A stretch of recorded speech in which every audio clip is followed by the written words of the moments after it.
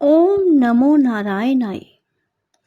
राधे राधे मेरे प्यारे भाइयों बहनों माताओं व बंधुओं, आज फिर मैं आपके लिए लाई हूँ पद्म पुराण की कथा, जिसे ज्येष्ठ मास में सुनने मात्र से भगवान श्री हरि की आप पर विशेष अनुकंपा होगी।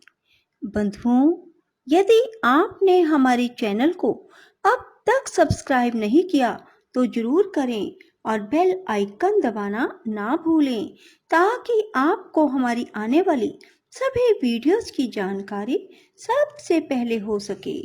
और कथा को सुनने के बाद कमेंट बॉक्स में जय विष्णु भगवान, जय लक्ष्मी माँ जरूर लिखें। बोलो विष्णु भगवान की जय, लक्ष्मी माता की जय। तब प्रेतों में से एक ने कहा, मैं सदा स्वादिष्ट भोजन किया करता था और ब्राह्मणों को बासी अन्न देता था। इसी हेतु को लेकर मेरा नाम पर्युषित पड़ा। मेरे इस साथी ने अन्न आदि के अभिलाषी बहुत से ब्राह्मणों की हिंसा की है, इसलिए इसका नाम सूची मुख पड़ा। तीसरा प्रेत भूखे ब्राह्मण के याचना करने पर भी शीघ्रता पूर्वक वहां से चला गया, इसलिए इसका नाम शीघ्रग हो गया। यह चौथा प्रेत ब्राह्मणों को देने के भय से उद्विग्न होकर सदा अपने घर पर ही स्वादिष्ट भोजन किया करता था, इसलिए यह रोधक कहलाता है। तथा हम लोगों में सबसे बड़ा पापी जो यह पांचवा प्रेत है, यह याचना करने पर चुपचाप खड़ा रहता था या धरती कुरेदने लगता था, इसलिए इसका नाम लेखक पड़ गया। लेखक बड़ी कठिनाई से चलता है, रोधक को सिर नीचा करके चलना पड़ता है। शीघ्रक पंगु हो गया। सूची हिंसा करने वाला का सुई के समान मुंह हो गया तथा मुंह पर्युषित की गर्दन लंबी और पेट बड़ा हो गया। अपने पाप के प्रभाव से मेरा अंडकोश भी बढ़ गया, दोनों ओठ भी लंबे होने के कारण लटक गए। यही हमारे प्रेत योनि में आने का वृतांत है, जो सब मैंने तुम्हें बता दिया। यदि तुम्हारी इच्छा हो तो कुछ और भी पूछो, पूछने पर उस बात को भी बताएंगे। ब्राह्मण बोले, इस पृथ्वी पर जितने भी जीव रहते हैं उन सब की स्थिति आहार पर ही निर्भर है, अतः मैं तुम लोगों का भी आहार जानना चाहता हूँ। प्रेत बोले, विप्रवर हमारे आहार की बात सुनिए। हम लोगों का आहार सभी प्राणियों के लिए निंदित है, उसे सुनकर आप भी बारंबार निंदा करेंगे। बलगम, पेशाब, पाखाना, स्त्री के शरीर का मैल, इन्हीं से हमारा भोजन चलता है। जिन घरों में पवित्रता नहीं है वही प्रेत भोजन करते हैं। जो घर स्त्रियों के द्वारा दग्ध और छिन्न भिन्न है उनके सामान इधर उधर बिखरे पड़े रहते हैं तथा मल मूत्र के द्वारा जो घृणित अवस्था को पहुंच चुके हैं उन्हीं घरों में प्रेत भोजन करते हैं। जिन घरों में मानसिक लज्जा का अभाव है, पतितों का निवास है, जहाँ के निवासी लूटपाट का काम करते हैं, वही प्रेत भोजन करते हैं। जहाँ बलि वैश्य देव वेद मंत्रों का उच्चारण नहीं करते, होम और व्रत जहाँ नहीं होते, वहाँ प्रेत भोजन करते हैं। जहाँ गुरुजनों का आदर नहीं होता, जिन घरों में स्त्रियों का प्रभुत्व है, जहाँ क्रोध और लोभ ने अधिकार जमा लिया है, वहीं प्रेत भोजन करते हैं। तात, मुझे अपने भोजन का परिचय देते लज्जा हो रही है, अतः इससे अधिक मैं कुछ नहीं कह सकता। तपोधन, तुम नियमों का दृढ़ता पूर्वक पालन करने वाले हो, इसलिए प्रेत योनि से दुखी होकर हम तुमसे पूछ रहे हैं। बताओ, कौन सा कर्म करने से जीव प्रेत योनि में नहीं पड़ता? ब्राह्मण ने कहा, जो मनुष्य एक रात्रि का, 3 रात्रियों का तथा कृच्छ चंद्रायन आदि अन्य व्रतों का अनुष्ठान करता है, वह कभी प्रेत योनि में नहीं पड़ता। जो प्रतिदिन 3, 5 या 1 अग्नि का सेवन करता है, जिसके हृदय में संपूर्ण प्राणियों के प्रति दया भरी हुई है, वह मनुष्य प्रेत नहीं होता। जो मान और अपमान में, स्वर्ण और मिट्टी के ढेले में, शत्रु और मित्र में समान भाव रखता है, वह प्रेत नहीं होता। देवता, अतिथि, गुरु, पितरों की पूजा में सदा प्रवृत्त रहने वाला मनुष्य भी प्रेत योनि में नहीं पड़ता। शुक्ल पक्ष में मंगलवार के दिन चतुर्थी तिथि आने पर उसमें जो श्रद्धा पूर्वक श्राद्ध करता है, वह मनुष्य प्रेत योनि में नहीं पड़ता।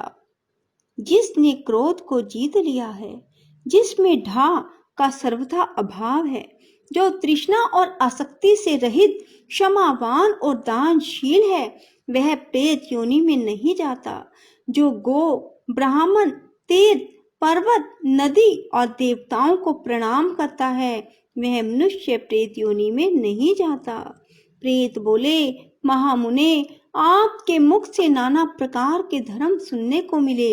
हम दुखी जीव हैं, इसलिए उन्हें पूछते हैं, जिस कर्म से प्रेत योनि में जाना पड़ता है, वह हमें बताइए।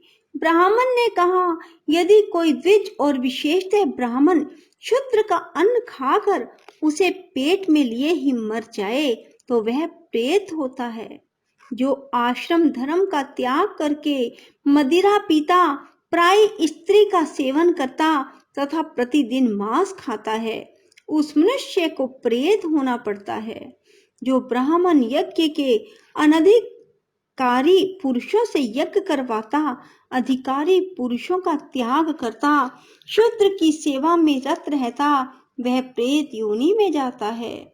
जो मित्र की धरोहर को हड़प लेता, शूद्र का भोजन बनाता, विश्वासघात करता, कूटनीति का आश्रय लेता, वह निश्चय ही प्रेत होता है। ब्रह्म हत्यारा, गोघाती, चोर, शराबी, गुरु पत्नी के साथ संभोग करने वाला, भूमि और कन्या का अपहरण करने वाला निश्चय ही प्रेत होता है। जो पुरोहित नास्तिकता में प्रवृत्त होकर अनेकों ऋत्विजों के लिए मिली हुई दक्षिणा को अकेले ही हड़प लेता है, उसे निश्चय ही प्रेत होना पड़ता है। विप्रवर पृथु जब इस प्रकार उपदेश कर रहे थे, उसी समय आकाश में सहसा नगारे बजने लगे। हजारों देवताओं के हाथ से छोड़े हुए फूलों की वर्षा होने लगी। प्रेतों के लिए चारों ओर से विमान आ गए। आकाशवाणी हुई, इन ब्राह्मण देवता के साथ वार्तालाप और पुण्य कथा कीर्तन करने से तुम सब प्रेतों की दिव्य गति हो गई है। इस प्रकार सत्संग के प्रभाव से उन प्रेतों का उद्धार हो गया। गंगानंदन, यदि तुम्हें कल्याण साधन की आवश्यकता है, तो तुम आलस्य छोड़कर पूर्ण प्रयत्न करके सत्पुरुषों के साथ वार्तालाप सत्संग करो। यह 5 प्रेतों की कथा संपूर्ण धर्मों का तिलक है। जो मनुष्य इसका 1 लाख पाठ करता है, उसके वंश में कोई प्रेत नहीं होता। जो अत्यंत श्रद्धा और भक्ति के साथ इस प्रसंग का बारंबार श्रवण करता है, वह भी प्रेत योनि में नहीं पड़ता। भीष्म जी ने पूछा, ब्रह्मन पुष्कर की स्थिति अंतरिक्ष में क्यों कर बतलाई जाती है? धर्मशील मुनि इस लोक में उसे कैसे प्राप्त करते हैं और किस किस ने प्राप्त किया है?